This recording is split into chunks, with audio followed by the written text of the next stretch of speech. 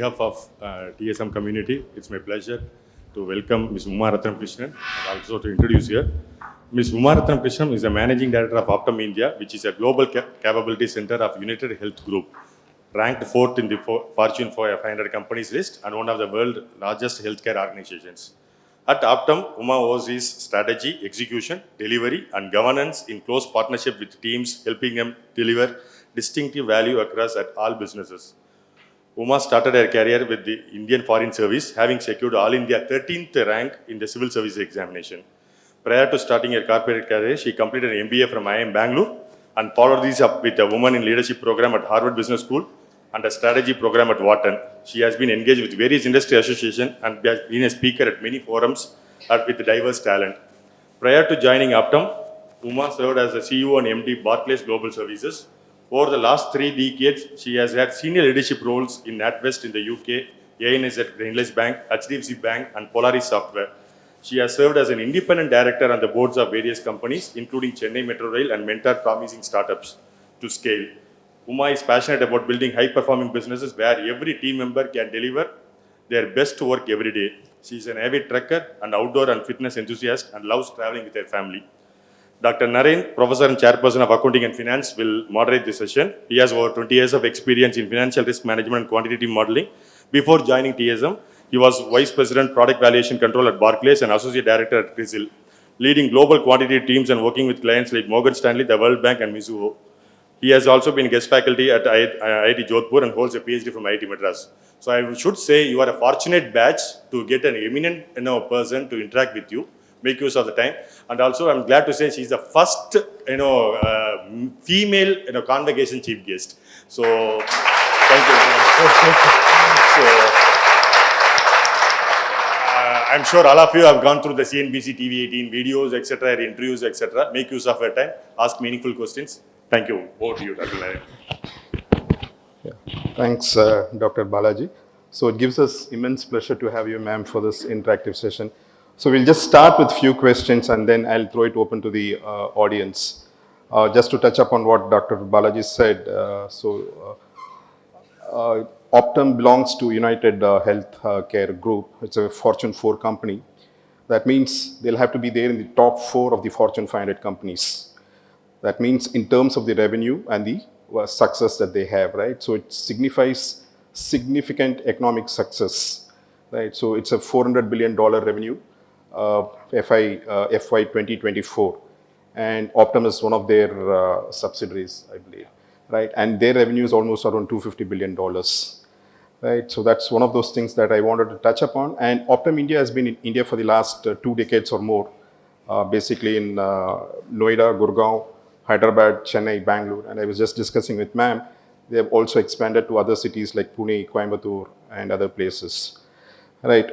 And they consist of 3 main businesses. One is Optum RX, Optum Health, and Optum Insight. And it focuses on 5 core capabilities: data and analytics, pharmacy care services, population health, healthcare delivery, and healthcare operations. Right, so their motto is like to make healthcare more affordable, accessible, and personalized for individuals, providers, and payers. So that's a broad spectrum of Optum, right? Ma'am, can you just give us some oversight about the 3 businesses that you have at Optum? Optum RX, Optum Health. I think Optum RX and Optum Insight probably contribute more towards the revenue. Rain. Pleasure being with all of you here today, and thank you for having me. I'm used to lots of questions, so looking forward to that. So just to add a couple of things to what he mentioned about Optum. The mission of United Health Group is to help people live healthier lives and make the healthcare system work better for everyone. They primarily operate in the US, but there are some global businesses, but the India presence does a lot of work for the global businesses and some services within India, particularly what we call employee well-being services, right? Which is a range of services that are offered to many companies in India. Now, going back to the 3 key businesses of Optum, Think of it as three verticals. The first one, which is Optum Health, is the business that actually provides healthcare delivery to everybody, to patients and consumers. It consists of large hospitals, it consists of clinicians, doctors' practices, smaller hospitals, different kinds of hospitals like dental and eye and so on. So think of it as a collection of doctors and hospitals. The US healthcare system is slightly different from India. It's also different from the UK and Australia, which is a different model. But if you actually look at what Optum Health Company, so that is one of the key areas of delivery, which basically means we need to have many doctors, great clinical capability. So it's like any hospital, but just is a huge number of hospitals and doctors' practices. The second business is what's called Optum Rx. Optum Rx is the entire pharma side of healthcare, which is many people, even in India and globally, need regular medication, right? Whether it's hypertension, it's cardio, it's diabetes, it's kidney, whatever it is. And some other behavioral mental health medication. So there's a whole range of regular medication that people need. Now what our Optum Rx does is actually manages the entire pharmacy requirements for consumers and patients. Whether it's regular medication which they mail out or whether it's other medication that, it is not about having a pharmacy shop, right? It's actually linked back to the hospitals and the providers who provide care. Providers in the context of the usage is those who provide care, right?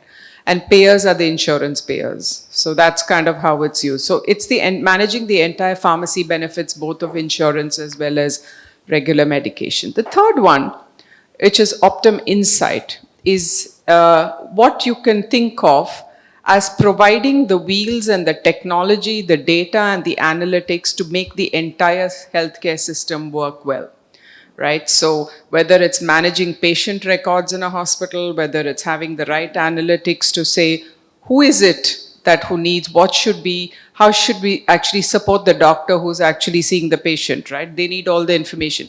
Think of it as all the technology and the platforms and the products that the healthcare system needs, right? That is Optum Insight. So those three together form Optum, and the other part of United Health Group is United Healthcare, which is the insurance arm of the business. So India presence is Optum, and we do work across all the areas that I just spoke about. Thank you, ma'am.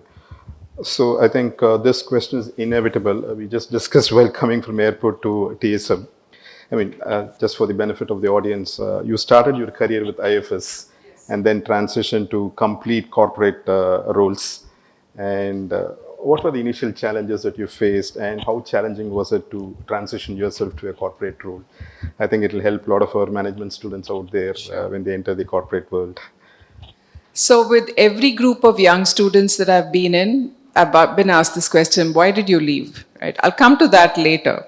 But how many of you in this audience actually want to do the civil services?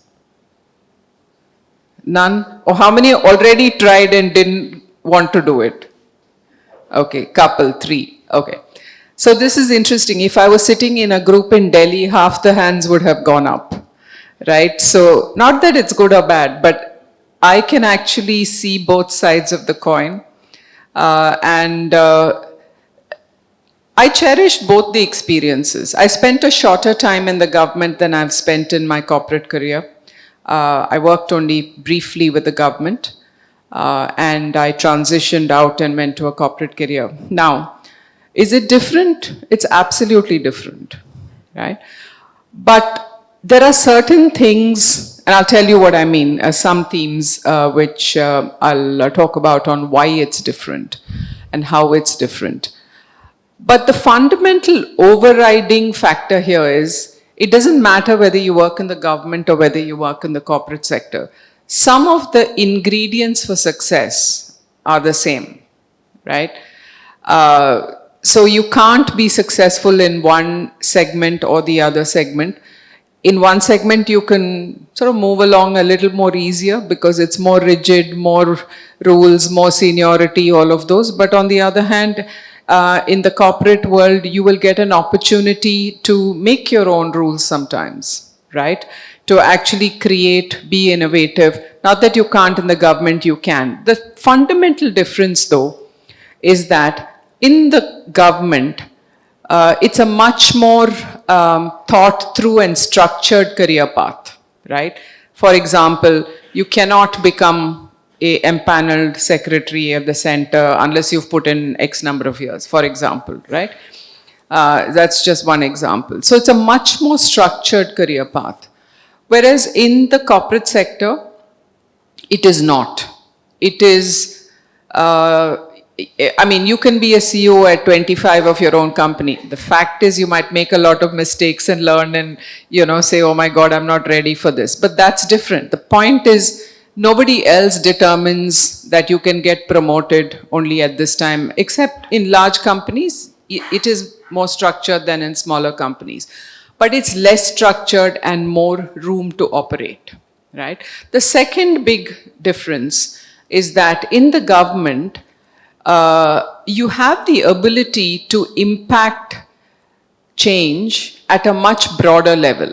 So, for example, if you're collector of a district, if you are, say, you're managing or heading the investment, guidance of a state, right? So you have the ability to make an impact at a systemic level. In a corporate, your impact radius is a little less. However, what do I mean by that? So if you're operating a business or you're running a business, you will impact a smaller group than, say, the entire district. You can't touch the lives or health of an entire district, but you can probably make a difference to a smaller group of people, right? So that impact opportunity is less. But don't ever forget the fact that you will make a difference, doesn't matter where you are. And that is entirely in your hands, whether you work for the government or whether you work in the private sector and the corporate sector. So the ability to make a difference actually lies with you. The structures are slightly different. As somebody who's worked in both, I have a couple of friends who've done their MBA and then went to work in the civil services, right? So I think the thing that's really different is the speed, right? Speed of change. In a private sector, your speed of change and the ability to make decisions is a bit easier, whereas in the government, it takes time. Large change takes time and sometimes frustration. So you sometimes wonder why things take so long. More recently, as was mentioned, I spent some time on the board of Chennai Metro Rail. Those of you who come to Chennai know most of our roads are dug up. That's one of the reasons. But having said that, you wonder why it takes time. Because it's a complicated process, the number of stakeholders are a lot, right? And that's one of the things with the government where the number of stakeholders that you impact are very, very high. And therefore, change takes much longer, right? I'll stop there. I can go on, but I'll stop here.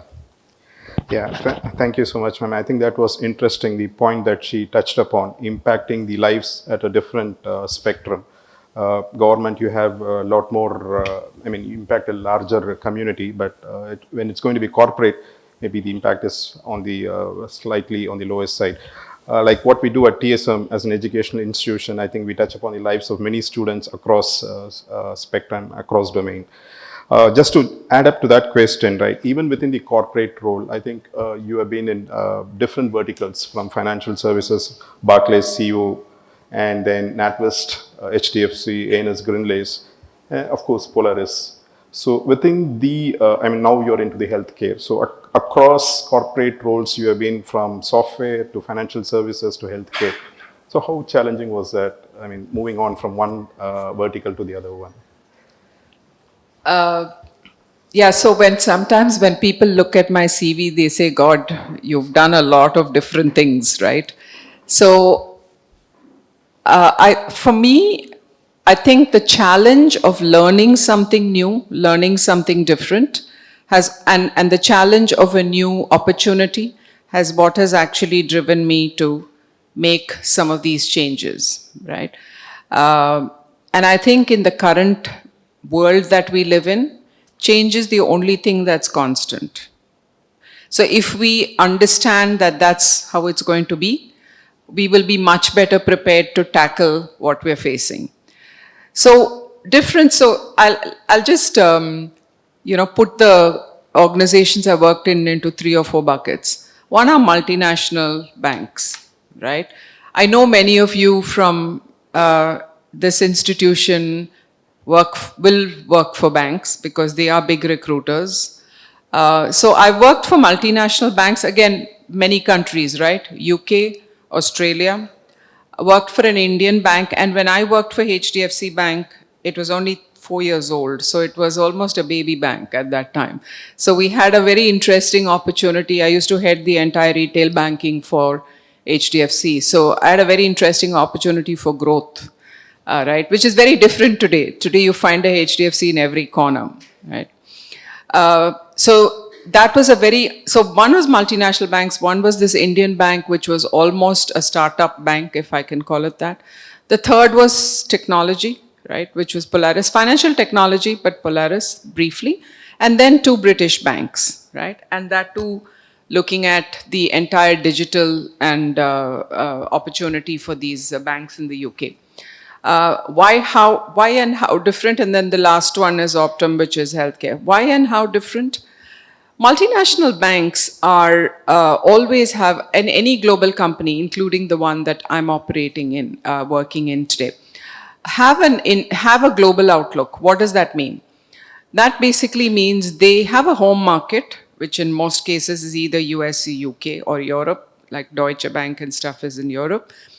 And then they have the foreign markets. So everything they do has to work for everything, every country they operate in. So there is a huge requirement for regulatory, because banking is a very regulated business. So your regulatory requirements for multinational companies are quite onerous, right? So the way of operating has to be completely integrated, meaning you can't have one policy in country A and a different policy for the company. You can have local regulation that's different. So the way of operating, and the second is cross-cultural differences. So believe me, working for a British bank is so different than working for a Dutch bank, is so different than working for an American bank.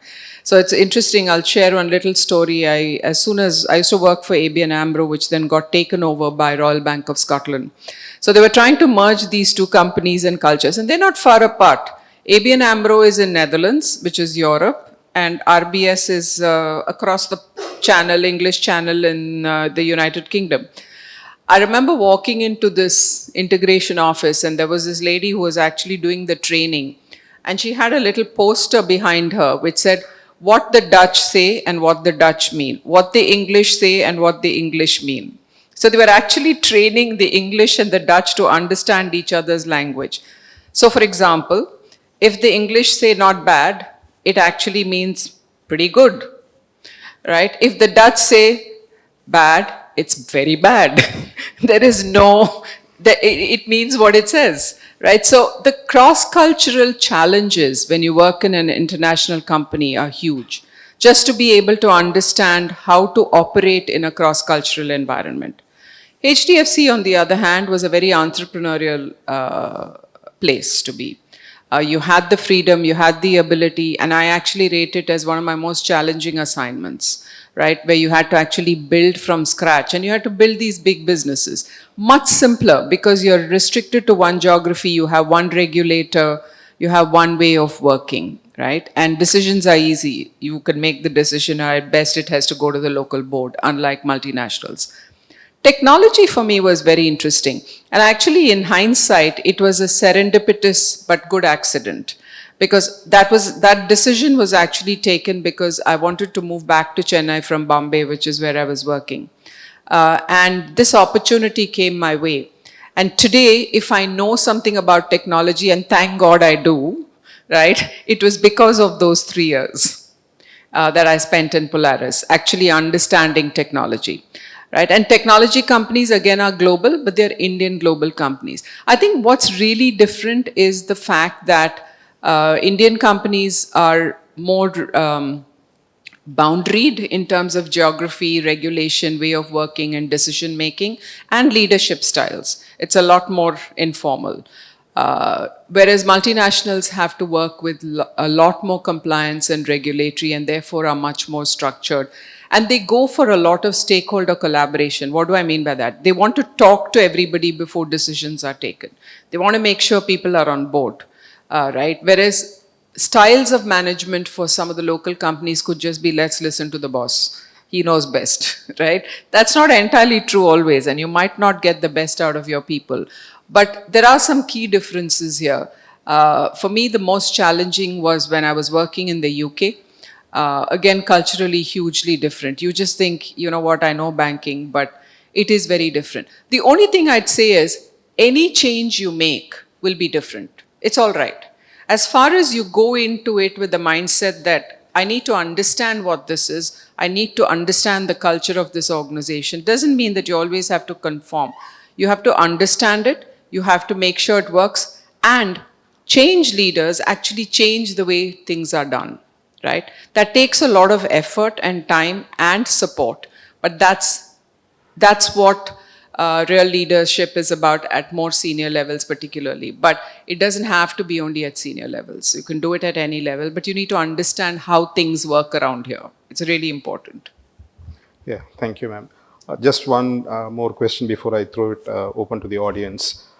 So India's GCC, as we call that, Global Capability Centers, right? So it's currently valued at around $64 billion, and it is expected to touch around $110 billion by 2030, right? What started as a cost arbitrage in the initial, let's say the early 2000s, now the India having diverse set of, talent that we have, right? So we have really grown big time, right, in terms of the expertise that we have in digital transformation and global service deliveries. And in fact, by 2026, there are plans to have around 800 mid-market GCCs coming into India. So we are not talking about the big ones like Amazon, Barclays, or Walmart, etc., because they already have a big presence. We are talking about mid-market, and that itself is valued big time in India. So my question to you is like, what are the biggest challenges that we see in India's GCC centers, and in specific to the healthcare industry? So, how many of you are familiar with the idea of a GCC? Anybody knows what? Do you have any friends, family who worked in GCCs? I'll expand it for you. It's Global Capability Centers. Okay. So let me start then at the beginning. So global capability centers in this country are about 25 years old, roughly, there or thereabouts. Simply put, they were Indian companies set up in India as part of global companies.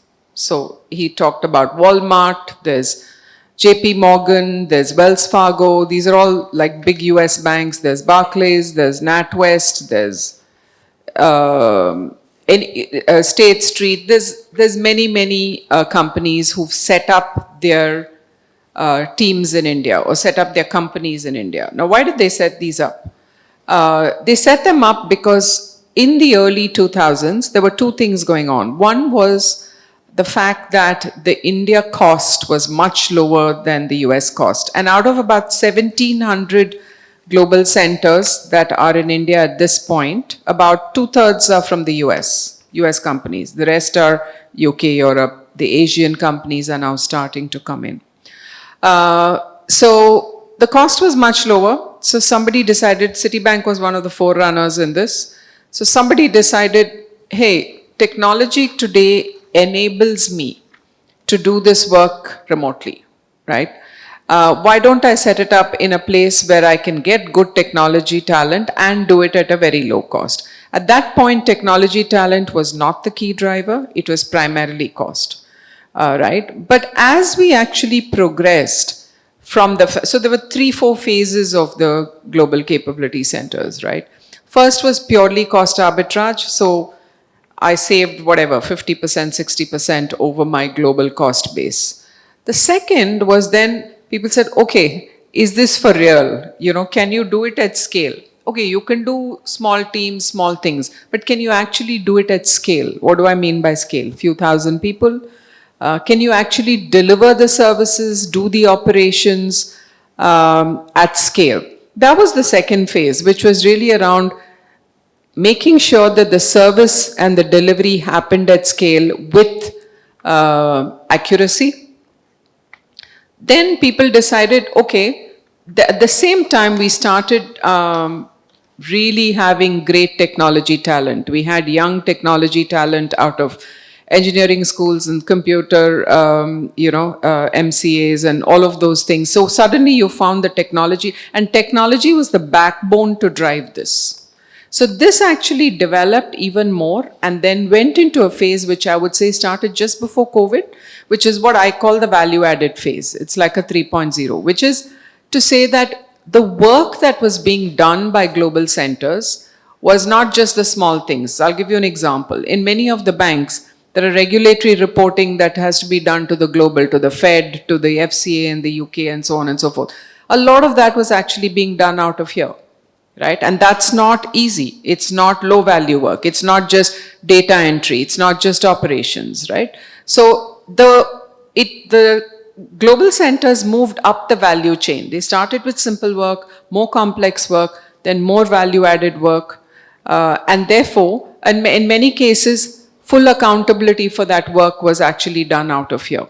Now that has really moved the needle in terms of the capability and the ecosystem of the global capability centers. Like he mentioned, currently we are looking at about 1,700, and that's expected to go to about 2,500 within the next 5 years. More and more are coming in. There's also a reason why everybody is not giving it to a third party and keeping it within themselves, because there is IP, there is product development that's going on. So they're pulling teams together, which are cross-functional teams, technology, product, operations, all together to actually enable competitive advantage. So what are the challenges to help this ecosystem grow? One is our talent, right? Because anybody you ask today, why do you want to open a global center in India? It's the talent. Now, the talent we have in plenty, but the talent we have is also not necessarily ready for a global center. Go back to my earlier point around cross-culture. These are all global companies, right? So just to be able to understand what the ask is, how to operate. So the talent is a big piece. So we have to continue to invest in the talent, right? And we have to invest in the talent, not just with a local view, but with a global view. Now, BFSI is one of the more evolved sectors in the global capability center market. Healthcare is just not as evolved and mature, or does not have as much of a footprint as BFSI, but it is definitely a very important part, and is growing. And I think healthcare is growing across the world, and healthcare as a sector in the global capability centers is actually on the rise. Again, what do we need? We need talent. We need people with understanding of a little bit of healthcare. So it's interesting. I was talking to somebody who said, can you please help me find jobs for people who are not computer engineers? I said, very good, come to me. I don't want as many I want graduates in pharmacy and biology and zoology and anatomy and physiotherapists. Give me anybody who knows anything. Not necessarily a doctor. But my point is, talent is fundamental to this. And then over and above that, all of the local government regulation, data privacy is one. How many of you have been following this digital data privacy new act that's just coming up, right? So there are many of these regulatory requirements, and the government has actually recognized that the GCCs can be a great lever for growth. In fact, Tamil Nadu's Global Investor Meet last year specifically identified global capability centers as one of the levers for growth. This time in the budget, global capability centers have been called out as one of the key levers for growth, right? So the government is starting to be, and we engage with the government to help understand what the policies are, how they're actually moving this forward. But it's a big opportunity. The other thing that also happens with global capability centers is that they bring global best practices here, right? So whether it's with people best practices, it's marketing, it's reward, whatever it is, in all of the areas, you get the ability to look at global best practices, right? So that's the other big advantage of global capability centers.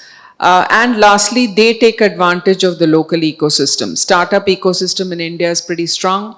So many of them like working with the startup ecosystem, particularly on technology. So I'll stop here, and there's lots I can go into, but I think this is good for now. Yeah, thank you, ma'am. I think that third phase, value-added phase, was very interesting because when I was in Barclays, we used to do a lot of reporting to PRA, Prudential Regulatory Authority, based out of the UK, and it will change completely for the US system. So we had to go for the CCAR and the DFAST requirements. Again, completely different set of requirements, needs deeper understanding of the regulations and the policies there. So, I mean, it's a great opportunity for all of those who are actually working on this. Okay, with that, I will throw it open to the audience. Students, I think you can post your questions to ma'am. So, you first introduce yourself, MBAs, PGDM, whatever it is, and then shoot your questions.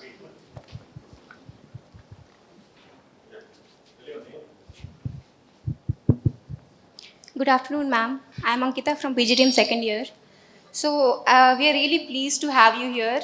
And also, as Balaji sir mentioned, that you are the first chief guest to have at our convocation. You are the first women chief guest. So women leaders are often required to go extra mile to prove their competence at workplace. So my question to you is, like, what are the essential skills that a woman should have to change or rather shift the workplace perception? First, thank you for getting up and asking the first question. Thank you, ma'am. Right? Give yourself a clap. That's what we need to do more of. Get our voices heard. I speak a lot about this, but I'll try and give you a short answer, right? One is, yes, women have had to work harder to get themselves noticed in the workplace. In my journey, I've now been doing corporate jobs for 30 plus years. In my journey, what I see in the last 15 years is hugely different from when I started. When I started, it was I didn't have too many people around me who I could see, oh, okay, there is a woman who's done this before me, right?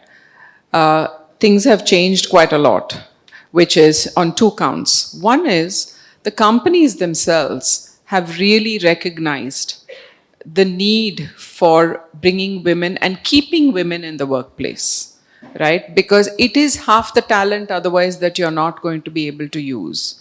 So many policies, including hybrid working, including remote working, including maternity benefits, coming back, doing part-time, all kinds of things have been, policies have been framed to help this. So the companies have done a lot to enable women talent.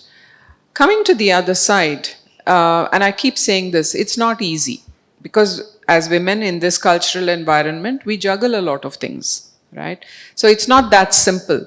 So on one hand, what you need to believe is you can do this and you want to do this. And sometimes you think, oh my God, what have I got myself into? This is too hard. And I call this the slippery slope, which is once you've had one child, maybe two, you say this is too hard and people just fall off the slope. And this is not me making this up, this is research.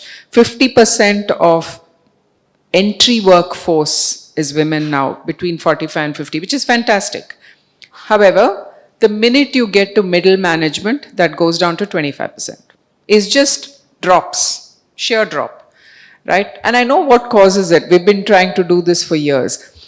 But so today you have the opportunity to manage those 5-7 years with a little more armory in your, in your hand to get over those 5-7 years so you can continue.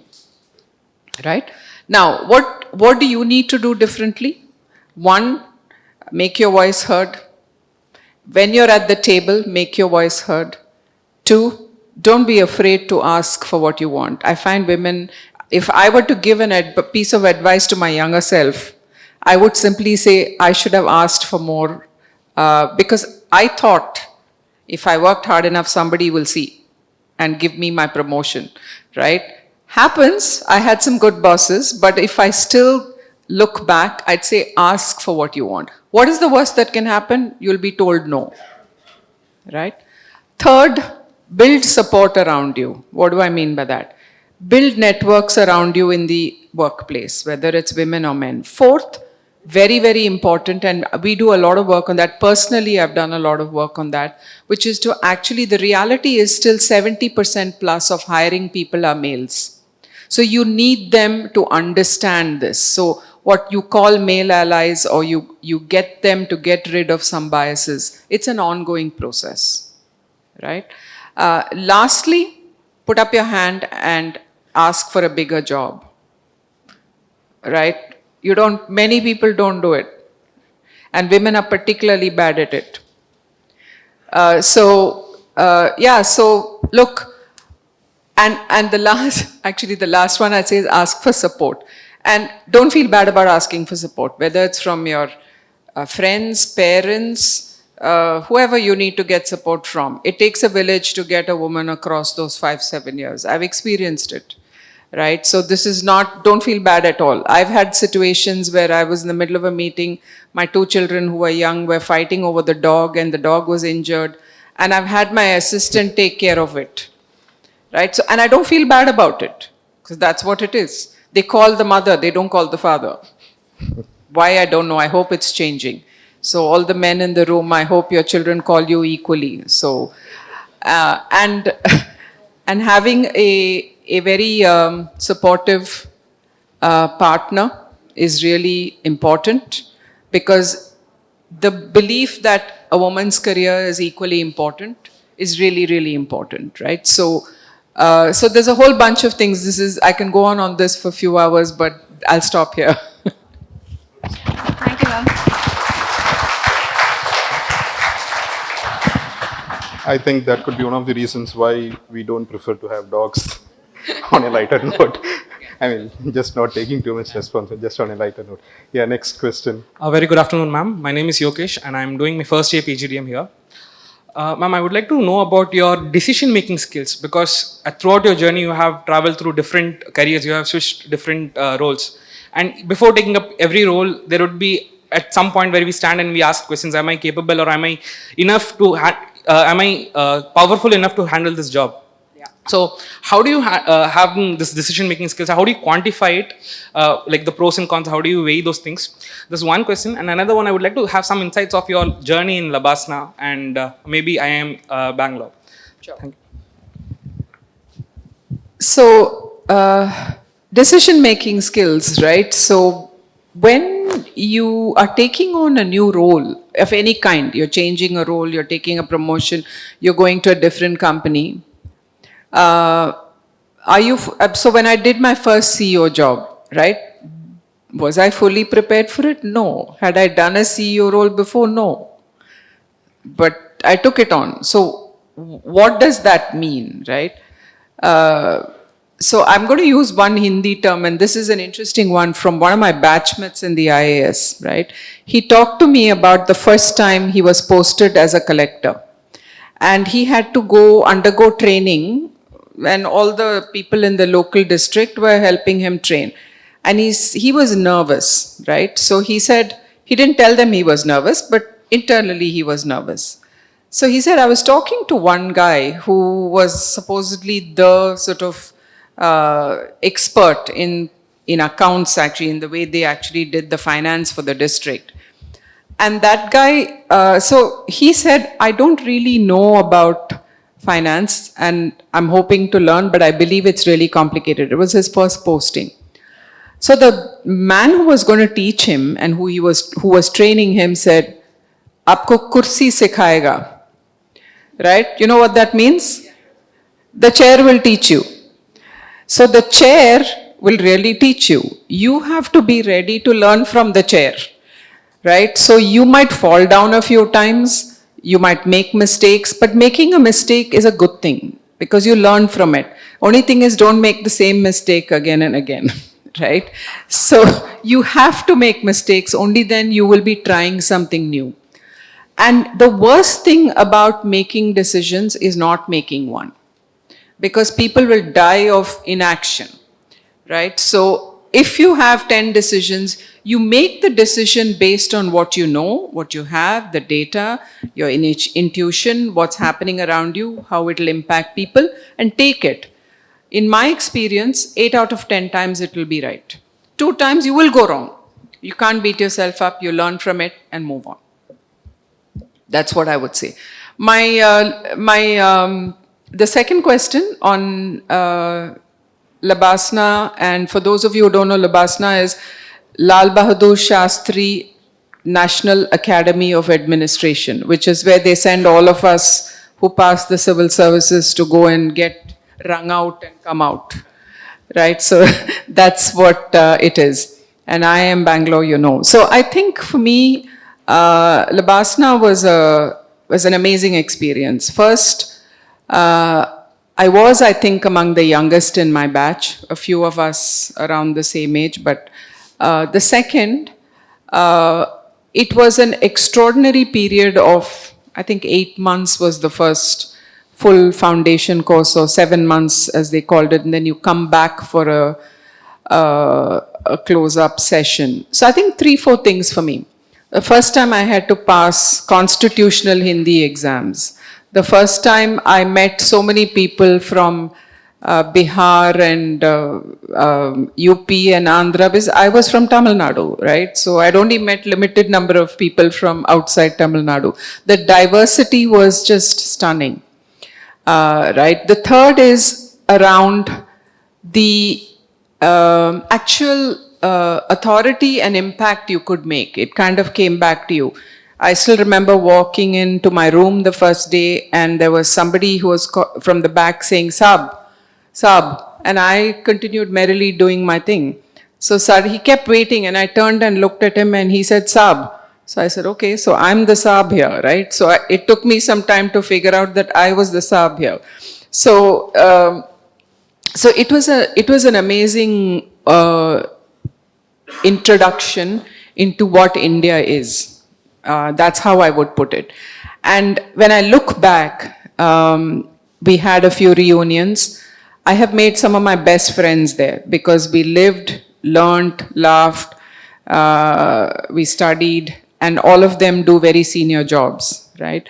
But that level of trust and friendship that you create, and also given that I'm not there and I'm not in the same, those friendships have still lasted. So I'm really grateful to that. And it's a wonderful experience if you have a chance to go into it. IIM was a different story. And I'm sure all of you will know most of this, right? It was just, I'll cover it later, but I think it was just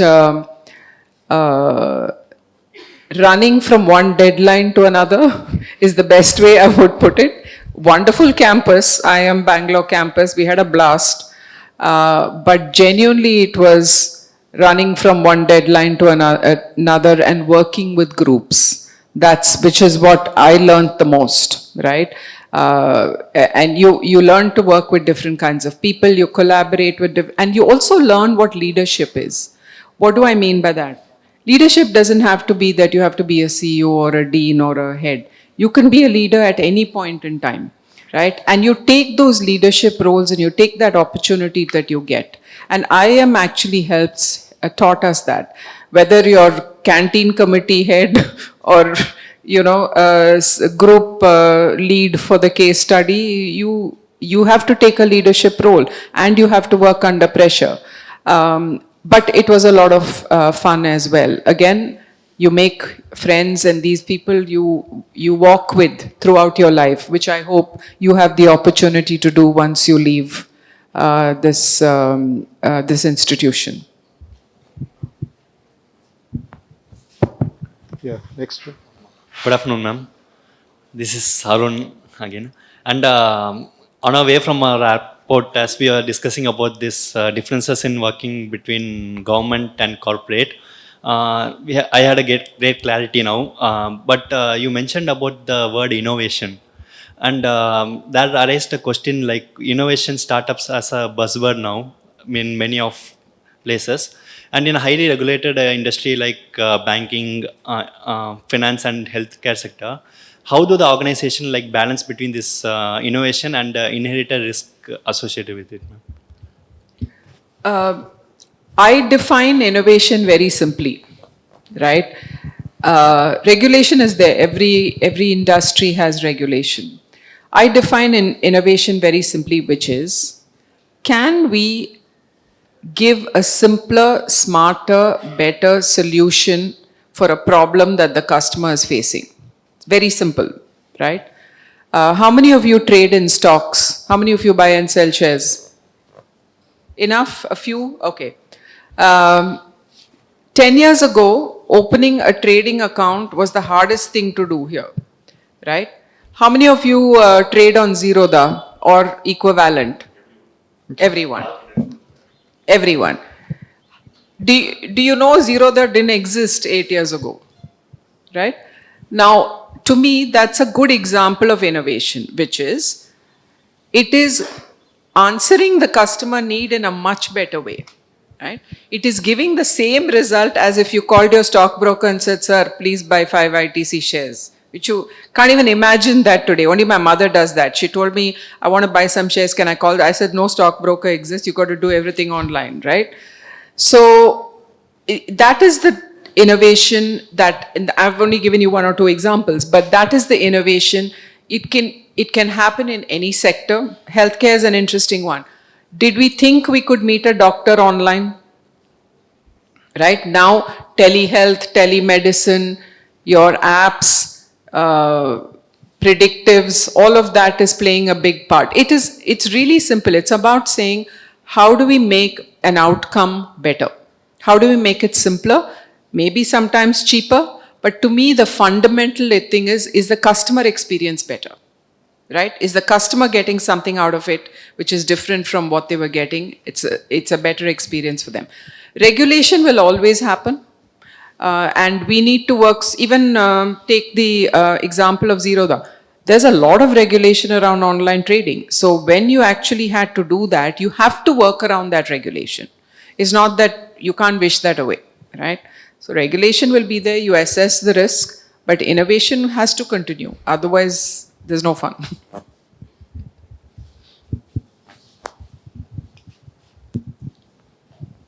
Yeah, next one.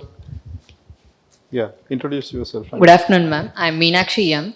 Ma'am, my aspiration is to become an entrepreneur. So my first question is to you is, what advice would you give to the students who like to become entrepreneurs, especially in healthcare sectors and also in banking and financial sectors? And my second question is, you said about that the change is the only change which is constant. Did any change resist you in the chair which you were being before to take decisions or any other skills as a woman entrepreneur? As a woman. I'm not sure I understood your second part. Can you repeat that Yes, for ma'am. me? You said that change is the only change which is constant. So I'm asking that, did any change resisted you when you were taking any decisions as a woman in the chair? Okay, that's fine. I'll try and get that. So if you want to be an entrepreneur, just be prepared to fail a few times. One, you need to be brave. It is not an easy journey, but it is a very interesting journey. It is also about changing, it's about innovation, it's about new ideas. So you need to be able to go on a ride with a lot of bumps on the road, right? Number one. Number two, you really need to believe in this. It takes a lot to get something from complete. I work with a few startup entrepreneurs, mostly people who worked with me in the past who've become entrepreneurs, to your question, right? At least 2 of them used to work with me in the bank. and now they did a startup after 20 years of working in a bank. My advice would be, when you do a startup, you either do it as soon as you're out of college because you have some brilliant idea. Otherwise, there comes a point when you'll say, okay, I worked for whatever, 8 years, 10 years, 15 years, I've learned something and I want to now try and do my own. Both options work, right? The risks you take when you're a little older are more. Whereas when you're younger, you can say, okay, I can fail 3 times, that's fine. But every time you do this, it's a learning, right? You have to just be prepared to learn from it and say, okay, that didn't work, but something else worked, right? So that's really all I would say. And the second thing is women entrepreneurs particularly.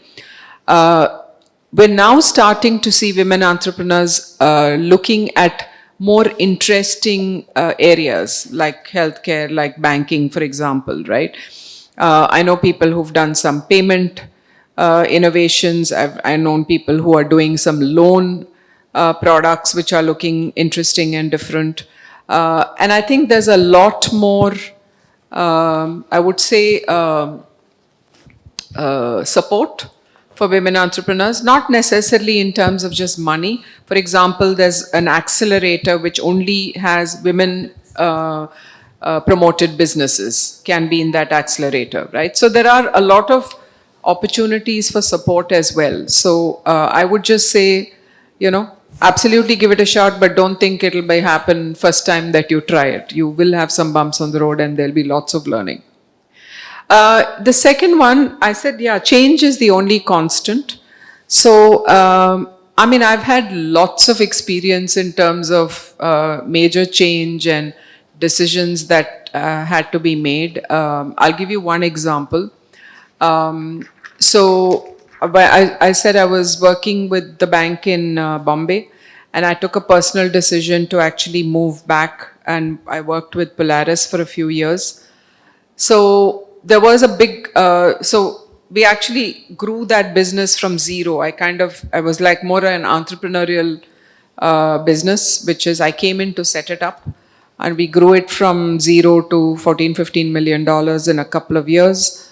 But what we thought we wanted to do, which is actually use the products, the financial products, and then do the services, turned out to be very different simply because the products themselves were not ready. They were far from being ready, right? So we had to actually we had to change the entire business model, right? Instead of saying we're going to use the products and then you do the services on top, we had to say, okay, forget the products. We'll work on the products separately. Let's go and anyway get the business and do something quite different. This is one example of where midway we had to change the strategy and the decisions and then grow the business. Otherwise, we would have been waiting there for 4 years with nothing to do, right? So there would have been nothing to show. Change happens constantly. What you think you're getting may not be what you're getting. But you have to say, okay, this is what I have. This is the situation. What decision can I make to get the best outcome here, both for the business and for the customer?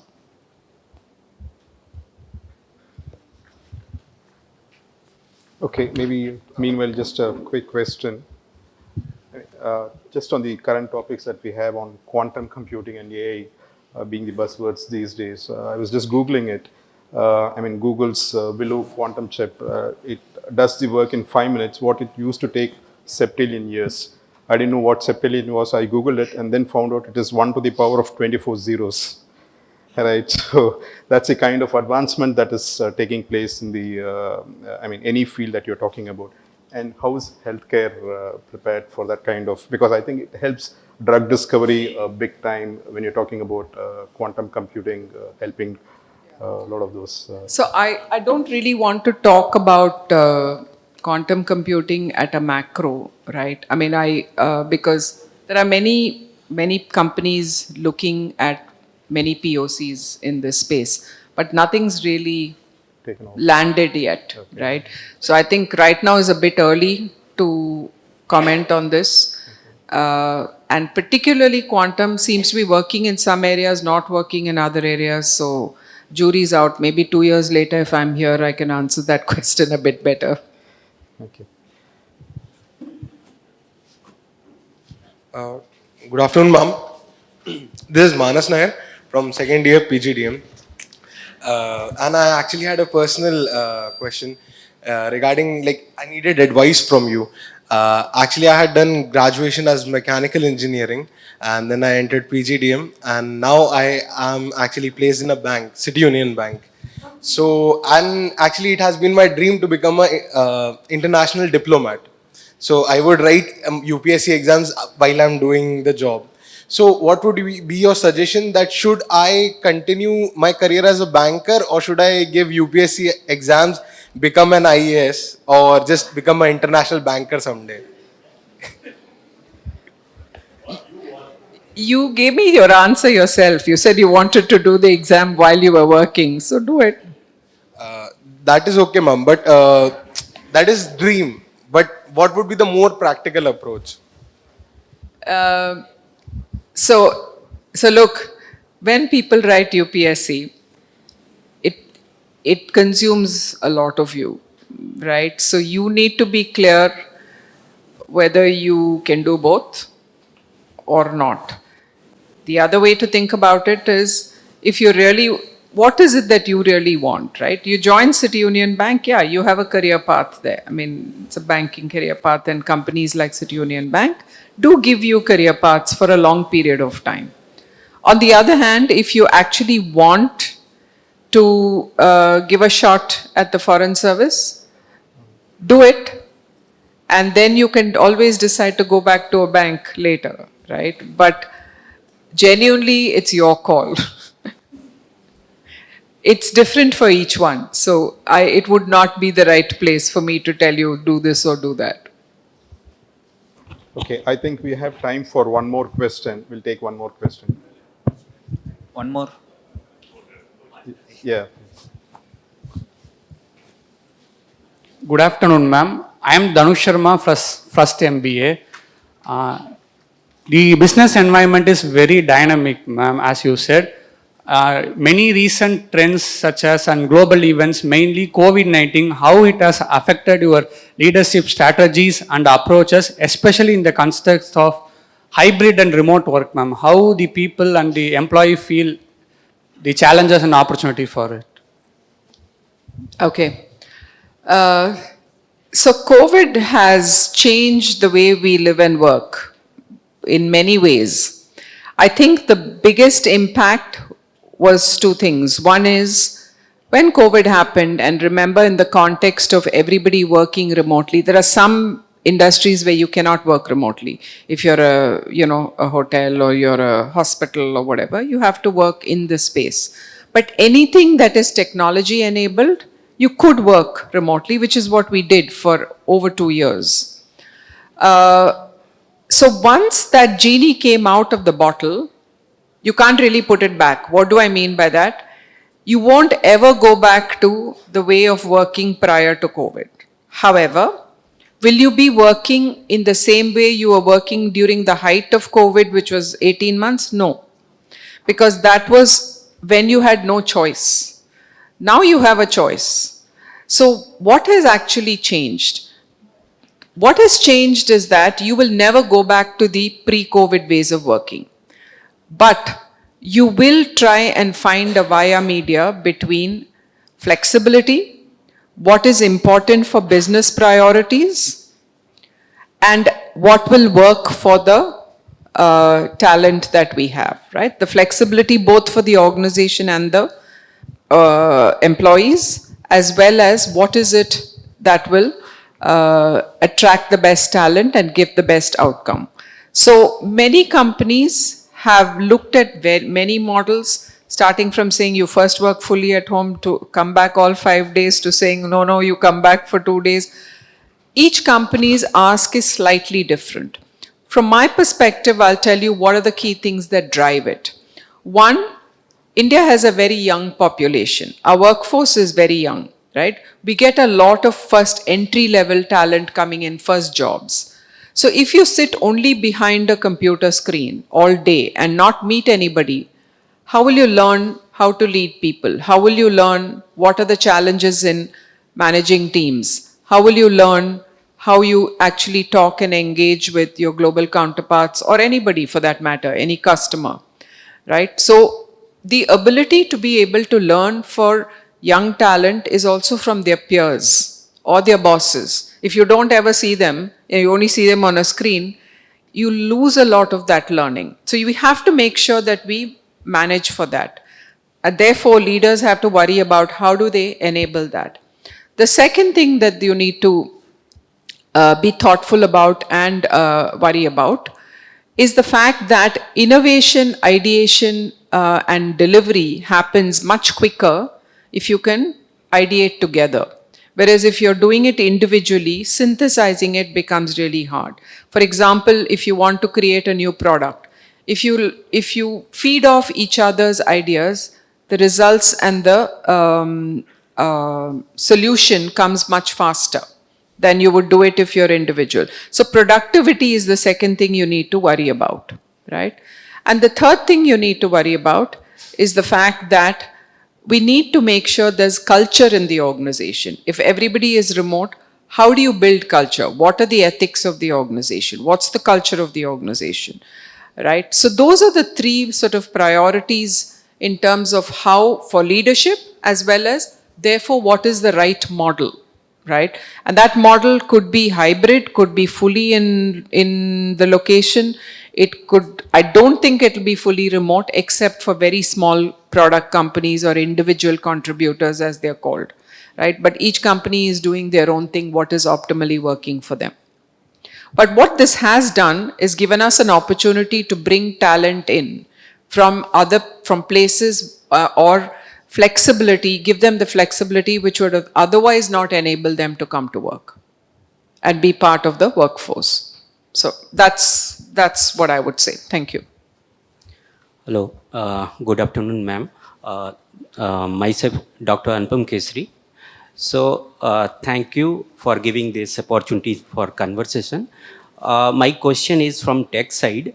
Okay, actually, you have 5 different areas that sir have counted.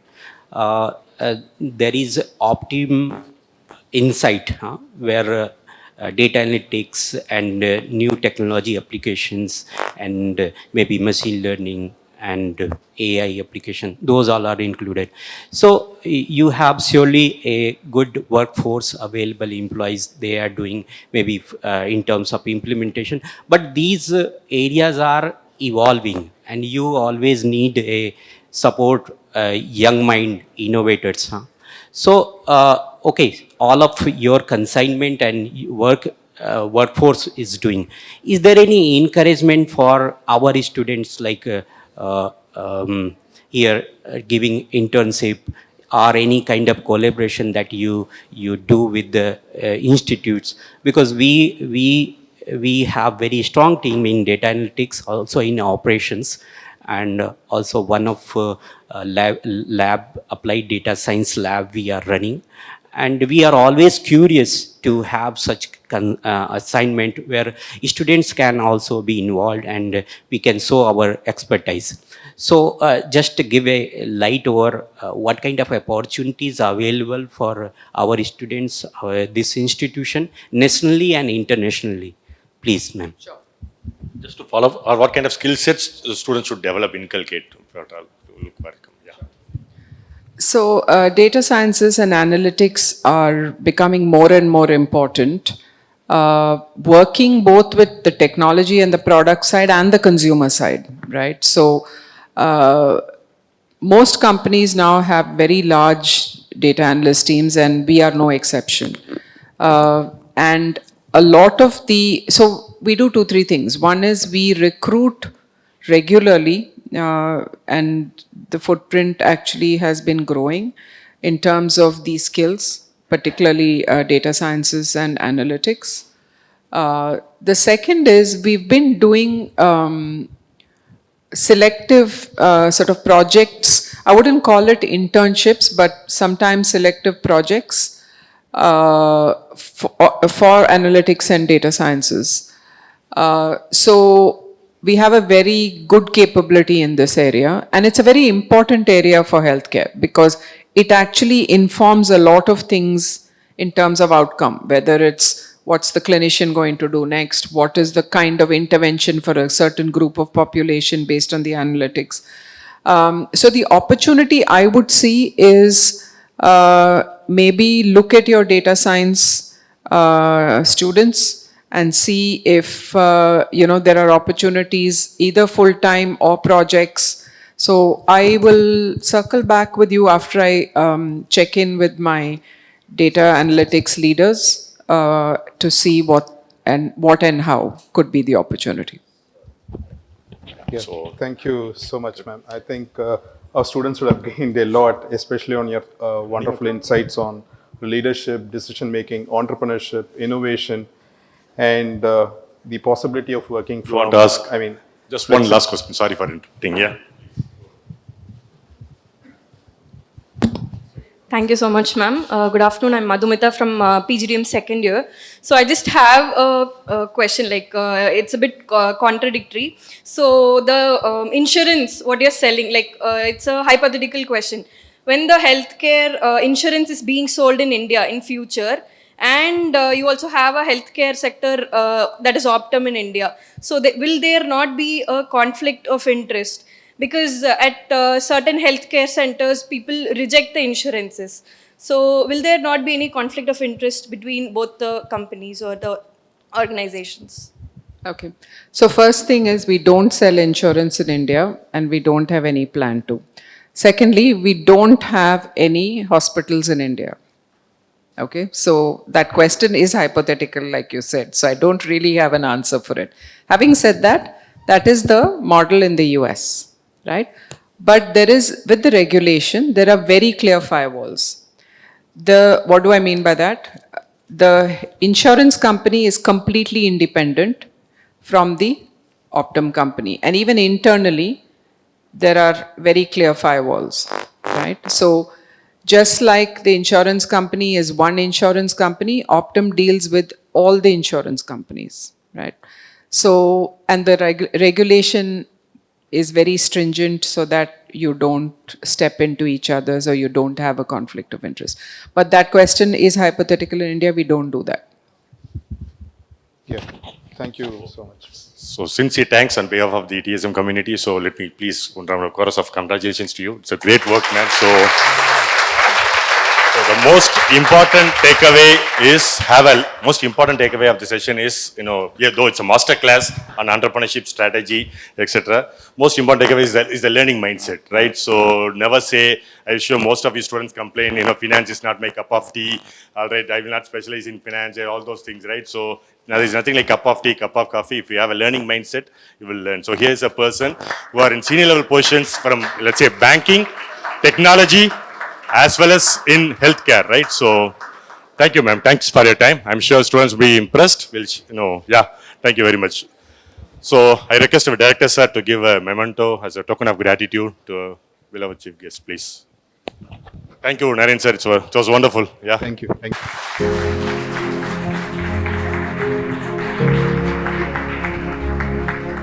Thank you, ma'am. Thank you all. Thank you all.